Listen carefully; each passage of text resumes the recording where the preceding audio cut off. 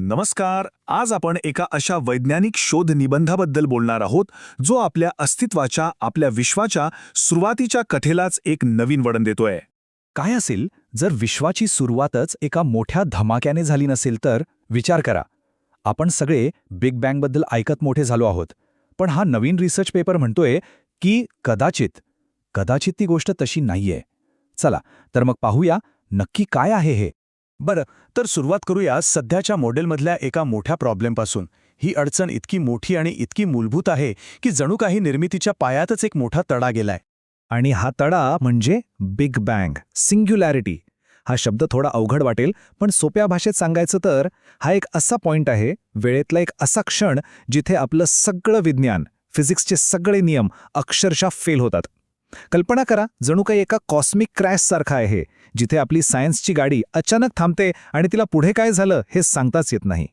आता असं नाही की बिग बँग थिअरी पूर्णपणे चुकीची आहे. अरे, तिने बऱ्याच गोष्टी अगदी अचूकपणे सांगितल्या आहेत. म्हणजे आपलं विश्व जे विस्तार पावतंय किंवा ते कॉस्मिक मायक्रोवेव्ह बॅकग्राऊंड, हे सगळं त्या थिअरीमुळेच आपल्याला कळलं. पण प्रॉब्लेम येतो तो अगदी सुरुवातीच्या क्षणी. तो एक क्षण T=0, ती सिंग्युलॅरिटी. तिथे मात्र ही थिअरी पूर्णपणे हात टेकते. तिथे तिची मर्यादा स्पष्ट दिसते. मग यावर उत्तर काय? या कोड्याचं उत्तर कुठे शोधायचं?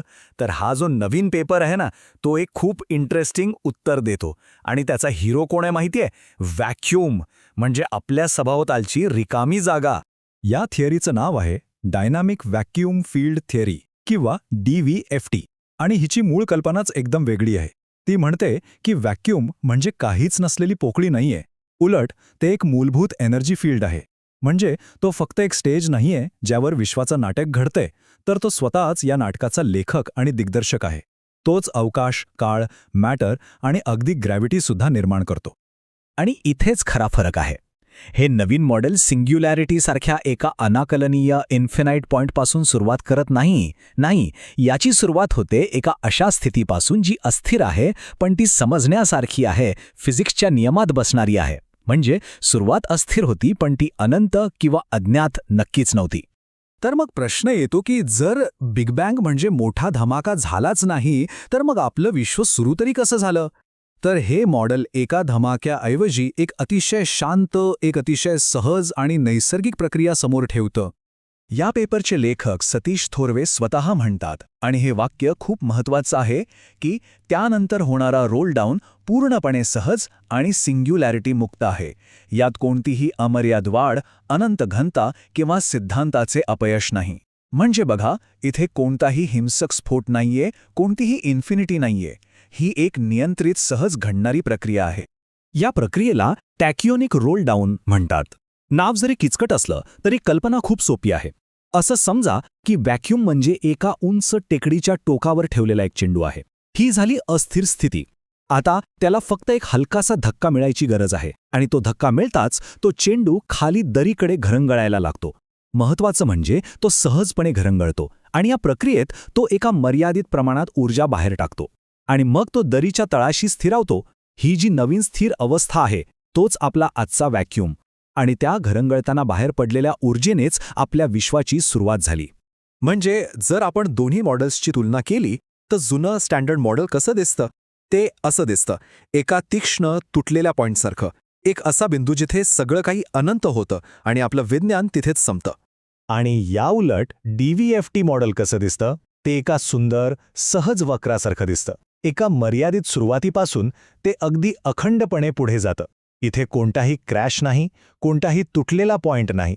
सगळं काही फिजिक्सच्या नियमांमध्ये. पण थांबा, ही गोष्ट फक्त सिंग्युलॅरिटी काढून टाकण्यापुरती मर्यादित नाहीये. या थिअरीचं खरं सौंदर्य आता समोर येतंय. कारण ही एकच यंत्रणा, हा एकच विचार विश्वशास्त्रातल्या फक्त एका नाही तर अनेक मोठ्या कोड्यांची उत्तरं देतो. हे खरंच अविश्वसनीय आहे. विचार करा, हा एकच डायनॅमिक व्हॅक्यूम. तो सिंग्युलॅरिटीची समस्या तर सोडवतोच, पण त्याचबरोबर त्याला कॉस्मिक इन्फ्लेशनसारख्या वेगळ्या कल्पनेची गरज लागत नाही. तोच आकाशगंगांच्या निर्मितीसाठी लागणारे सुरुवातीचे चढउतार तयार करतो. इतकंच नाही तर व्हॅक्यूमच्या ऊर्जेतूनच मॅटर म्हणजे पदार्थ तयार होतो. आणि डार्क मॅटर आणि डार्क एनर्जी, जी आजच्या कॉस्मॉलॉजीमधली सगळ्यात मोठी कोडी आहेत, त्याचंही स्पष्टीकरण याच थिअरीतून मिळतंय. म्हणजे एकच चावी आणि अनेक कुलूपं उघडतायत. आता हे सगळं ऐकायला खूप छान वाटतंय, नाही का? पण ही फक्त एक कल्पना नाहीये. हे खरंखुरं विज्ञान आहे. आणि विज्ञानाची सर्वात चांगली गोष्ट काय असते? तर आपण त्याला तपासू शकतो. आपण त्याची परीक्षा घेऊ शकतो. कारण ही DVFT थिअरी काही ठोस अंदाज वर्तवते. ती सांगते की जर आपण कॉस्मिक मायक्रोवेव्ह बॅकग्राऊंड म्हणजेच CMB कडे अधिक बारकाईने पाहिलं तर आपल्याला त्यात काही विशिष्ट बदल दिसले पाहिजेत. भविष्यात येणारे CMB-S4 सारखे शक्तिशाली टेलिस्कोप हे बदल शोधू शकतील. आणि समजा जर ते बदल दिसले नाहीत तर ही थिअरी चुकीची ठरेल. आणि हेच तर विज्ञान आहे. यात लपवण्यासारखं काही नाही. एकतर तुम्ही बरोबर आहात किंवा चूक. तर मग शेवटी आपण पुन्हा त्याच मूळ प्रश्नावर येतो. आपल्या विश्वाची कथा ती एका प्रचंड स्फोटात लिहिलेली आहे की आपल्या आजूबाजूला असलेल्या या शांत व्हॅक्यूमच्या मूलभूत नियमांमध्येच दडलेली आहे?